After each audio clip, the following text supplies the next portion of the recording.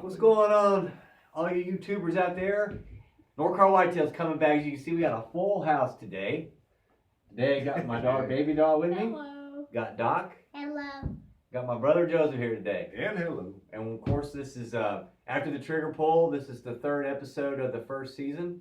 And we're going to talk about a hunt today. It was happened on my brother's farm in 2013, and literally was the best hunt of my life. So, without further ado, we're going to pull out the old mount here. I don't fall. No, stay with me. And I want you to take a good look at that. We called him, my brother Joseph named him the Broke Brow Tine 7-point. Beautiful deer. I got the photo in the logbook as well. And we're going to talk about what happened with this deer that week in November. Anyways, Doc, you put that right there. Don't knock it off, okay? It'll come right off that driftwood. So anyways, it was November 13.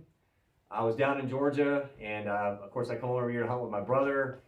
I come to hunt the last 2 days of muzzleloader, which we roll right in North Carolina and Central State. We roll in gun season, you know, right at the end of muzzleloader season, so it opens on a Saturday. And every year typically, because we manage pretty good at your farm. We try. Try to. And I got there that year, and we drove around the farm, pulled cards out, and Joseph said, he's like, this is the one I want you to try to get. He's over there in that area at the Delta T. Y'all heard me talk about the Delta T before. That place was magical. It always is for you. You know, yeah, for me. I don't know what the luck is in you and Delta T, but Killed some nice well, ones. that's still your spot. That is your spot, no doubt. So anyways, first morning, it's Friday morning. Comping stands, and man, there's little bucks walking all down the trail right in front of me. I'm just letting passes, giving them out like Christmas turkeys. I'm just letting nice deer after nice deer walk. And I'm texting with him. He's like, don't shoot him, don't shoot him, don't shoot him. I know how he is. Yeah, a couple hours go by, and I see 6 does come flying out of the cutover right in front of me, and I already know what's going on. It's peak of the rut. And sure enough, this joker come out right behind him. They were probably about 60 or 70 yards, and I pulled a shot with the smoke pole and missed. I knew a clean missed because he ran in behind me, and I looked down the stand. I could see him. I didn't hit him. And then didn't hunt Sunday because we could. We just didn't hunt on Sunday. Yeah, I'm not big on that myself. Yeah, and so we really didn't hunt Sunday, and then Monday we went right back at it hard again. Or Saturday, went it with guns. Didn't see him at all. I'm seeing smaller deer and smaller deer. I'm just pissed off. I want to shoot one just to make sure I don't go home without any meat. And he's just, don't mess it up. Don't mess it up yet.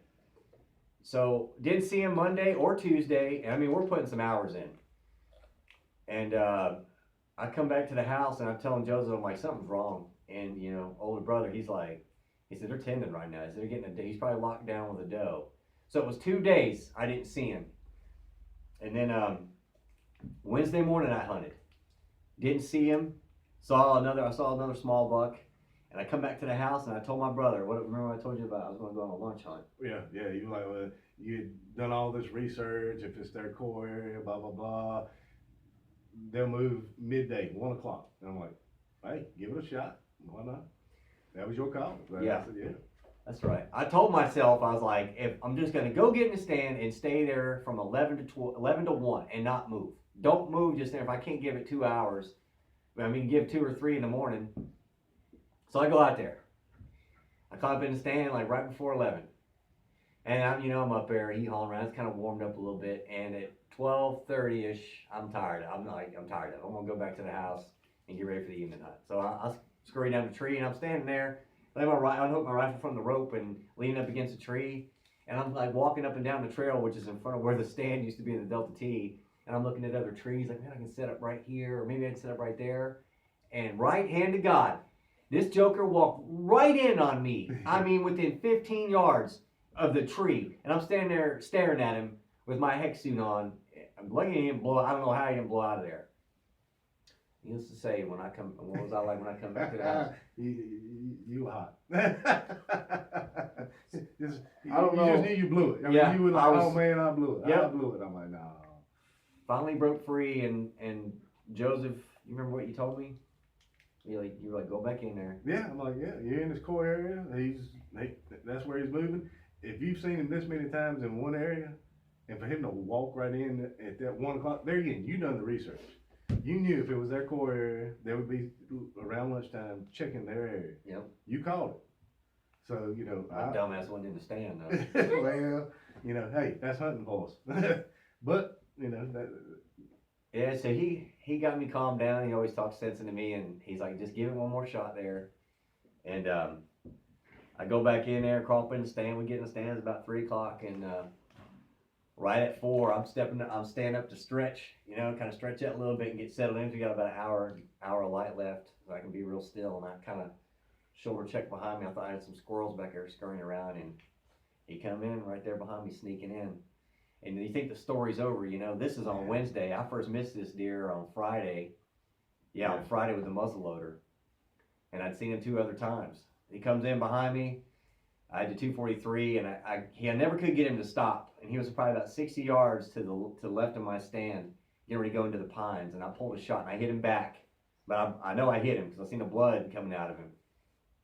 So I caught him sneaking in behind me, got the shot off, hit him. I climbed out the stand. As I'm climbing down, I don't know if you remember, there was another shot that rang out behind the barn. yes, yes. Because I was wondering, why did Yeah. you shoot twice? So he 'Cause I texted me, listened. he's like, you shoot again? I said, no. So we get down and we find a little bit of blood where he was at, and it was cold.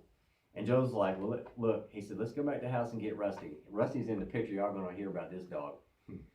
So Rusty, we get Rusty and strike out on this blood trail, and it's already dark. We're back here beating through the woods. This huge block of woods. And I'm in the back with our buddy Clay was there, and Joe's is out running point with Rusty. And he way back and I hear Rusty barking, and he just calls me. Rusty start barking when he hems a deer up. Yeah. And he had him hemmed up too. Joseph calls me. He said, "What in the beep beep beep?" It's this dang 4-point little brother. I was like, "No, that ain't him, man. I didn't shoot that deer." It was a gut shot. Just Somebody in the neighboring property shot this other small deer, and it ran over there. And Rusty got on him. I mean, he's just doing what he knows to do, and cornered him up. And Joseph had to finish him off. yeah, he was pretty bad shape. It was a bad good shot. So we did the right thing, brought him back and skinned and quartered him out. And Joseph told me, he was like, well, he said, I don't know how good you hit that deer. He said, supposed to get down like 29 tonight. Let's just let him lay tonight. I was shaking my head. I was like, this is miserable. I'm like, this could be the worst hunt ever. And sure enough, we did. It was like down to like high 20s that night. I got up that morning, didn't hunt, and went in at like about 9 o'clock with Rusty. Yeah. Took Rusty in there, and I mean, it was like looking for a needle in a haystack. I'm sure you're probably thinking like, I don't know if you're gonna find that deer or not. I was kind of, especially after like, I mean, y'all were out there for a little while. I'm like, well, I hadn't heard anything, seen anything. This ain't looking good. Yeah. So it was all the dog. It wasn't no skill by my part. No, mine either for that matter. Yeah, because he's awesome. And Rusty ran about, I don't know, 200 yards where he crossed paths with that other deer, and then he just bolted through the woods. I'm back there running behind him in the woods and trying to get where he's stopping and checking spots, and I found some good blood, and he just stayed on it. And after that, it took the longest time. And once he got on the blood trail, it was like over in 15 minutes. Well, where was that deer at? You remember? Oh man, From where I shot him. It was easy. how many yards? I 600 yards. Every bit, every bit. I mean, it went all the way through all the hardwoods, an old power line, and then another 30 or 40 yards into the thick pines. Yeah, thick pines. Small There. pines. Yeah, I mean, he went a long ways. But I get over there, and Rusty takes off. Usually he'll start barking when he finds a deer, when he's got eyes on the deer. And sure enough, he just bolts off, and I can hear him like 30 yards from me barking and growling and snarling. I get in there, and I find the deer piled up, and pull him out to the no power line trail there. And I'm supposed to get on the phone and call Joseph. I'm like, you ain't gonna beep believe this. He's like, oh no. I was like, I got him. And he jumped on the 4-wheeler, come out there and got him. And I got the picture that Joseph took with me and Rusty. I'm gonna try to hold it up here so you can see. I don't know how well it's gonna come out with the picture here. But Rusty, that's Rusty in the picture right there. That is a deer tracking machine. He has definitely Yeah. found a lot of, he's made up for a lot of our mistakes, let's put it that way, over the years. Oh yeah, he's found a lot of deer. I don't even know how my brother trained it, but that dog. It's not training, Awesome. he's just that smart. I mean, well, my daddy always told me not every dog can smell blood, and he told the truth. I've had a lot of dogs, used to raise beagles for rabbit hunting, they couldn't smell blood on a deer, but it, you know, if they were trailing a rabbit or the smell of deer, fine, but not blood. But Rusty, he has always been awesome on blood. I have to give him that. So anyways, that was probably the best hunt of my life. To chase that deer all week and to try to sleep that night, knowing like he's out there or am I gonna find him or not gonna find him. So literally from Friday to Thursday, and I could have shot a pile of deer that year and didn't. And we were just letting them walk. And I think it was like 3 days later, you shot that nice deer with a Lexus, that nice 8-point. Yeah. Because it's right behind that one in the logbook. Yeah, and that's about what 250 yards from the Delta T. Other side Through of the the woods. pines. Yeah, through the other side of the pines.